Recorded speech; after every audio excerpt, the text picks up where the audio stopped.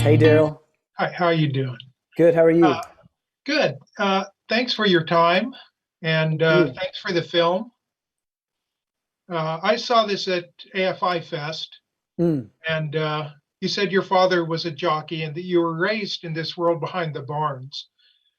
What was that like, and how did that shape your view of the world? Mm. Uh, the world of horse racing or the world at large? At large, I suppose, yeah. Uh, it was, it didn't feel weird at the time. It was a very like we grew up in Florida, but we kind of lived all over the place, following my dad around the circuit to the point where my sister was born in Oklahoma City, just because that's where we happened to be when she was born. And I think the thing that I it's such an interesting world and such a lovely world, and I'm only hesitating because this is a great question.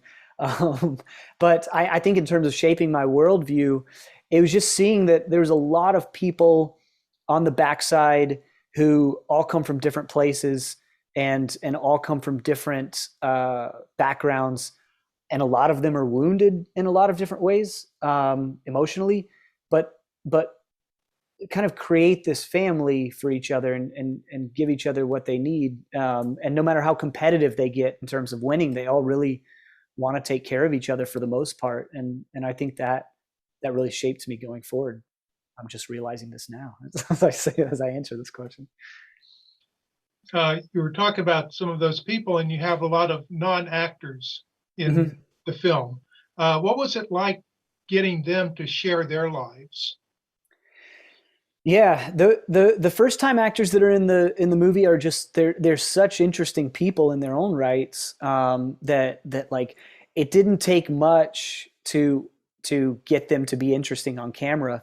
And it really was just a process of earning their trust and letting them know that what the intent of the movie was. Um, and then working in such a way where it didn't feel like it was taking advantage of them in any way, or manipulating them, just letting them be themselves on camera. And so once I was able to do that and just earn their trust, then the rest flowed out. And I got to say, huge props to Clifton Collins Jr., for being able to guide a lot of them through those scenes, being that none of them had been in front of a camera before.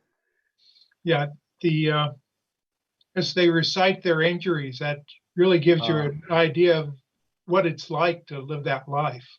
Yeah, and there's a line in the movie that's a direct quote from having hung out with a jockey who was only like 24 at the time, and I asked him, "Hey, have you ever been hurt bad?" And he just listed off this litany of injuries. No, I've broken my ankles and I've broken both collarbones and my nose so many times. I've broken my arm, but no, I'm lucky. I've never been hurt bad. And I was just like, "Holy shit! That is a that tells you enough about the world and the job right there."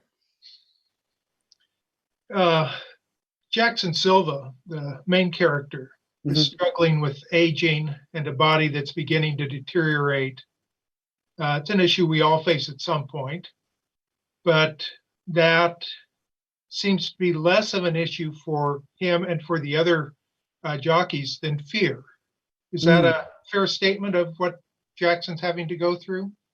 No, it is a fair question, and it's a really astute reading of it, because it's something that jockeys they talk about getting hurt, and it's just part of the job. As like if you're delivering mail, getting a flat tire on the way to work or on the route is just part of the job. For them, that's breaking a collarbone. It's just that mundane to them, and it's not a question that they talk about in terms of if, but in when.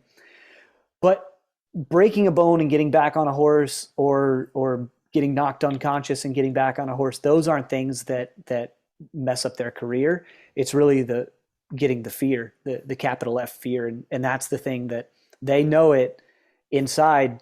If they're nervous up on a horse, on their tiptoes, running 40 miles an hour down the track with 10 other horses around them, they're not going to do well in the race, and they're also potentially going to get their friends hurt, or the horse hurt, or themselves hurt.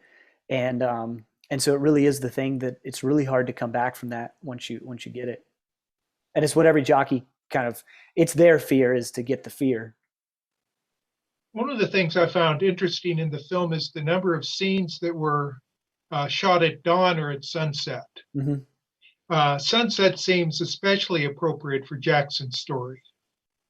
Can you comment about how you used that kind of visual aspect in your storytelling?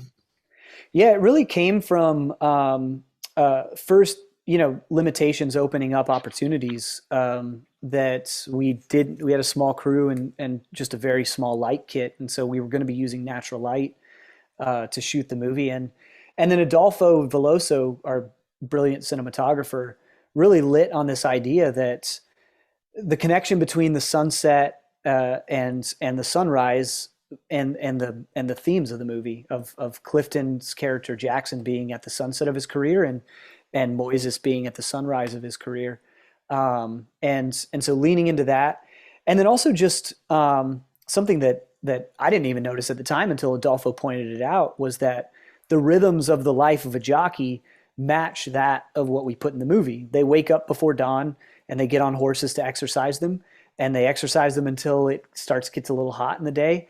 And then they take a break and they go off and they work out, or they try and figure out how not to eat a meal. And then the races are in the evening. And it really follows that same rhythm that we portray in the movie. And it's also very beautiful to shoot during that time.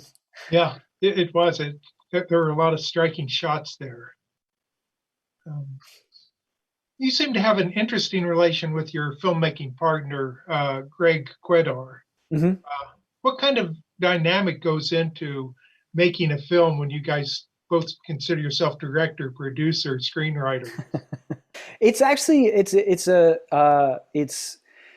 a real blessing to be able to work with Greg. We've been working together for about 10 years, and yes, both of us are writer, director, producers.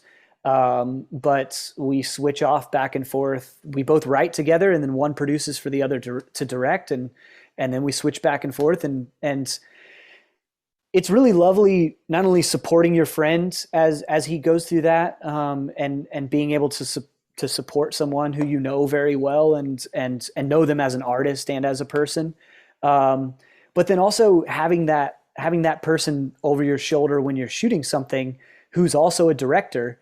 And directing is a very lonely job, and to be able to look back at someone else and go like, I think it's good, but is it good? And for them to either be like, no, it's not good, or yes, is really an amazing thing to have.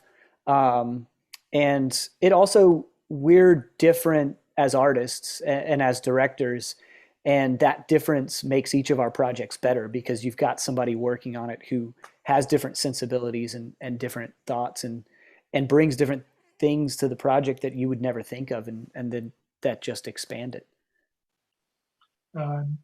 What are the two of you working on for the future? We've got a film of Greg's that hopefully we'll shoot in the new year.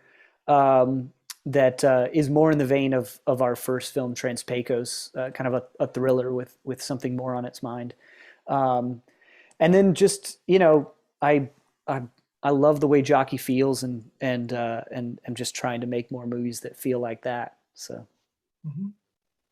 I do appreciate your time, and thank you, Darrel, and thanks for being there at AFI. Yeah, it was a fun movie. It was fun to be back in theaters again with some people. It feels great. I go to every festival I can right now because it feels like such a blessing to go to them.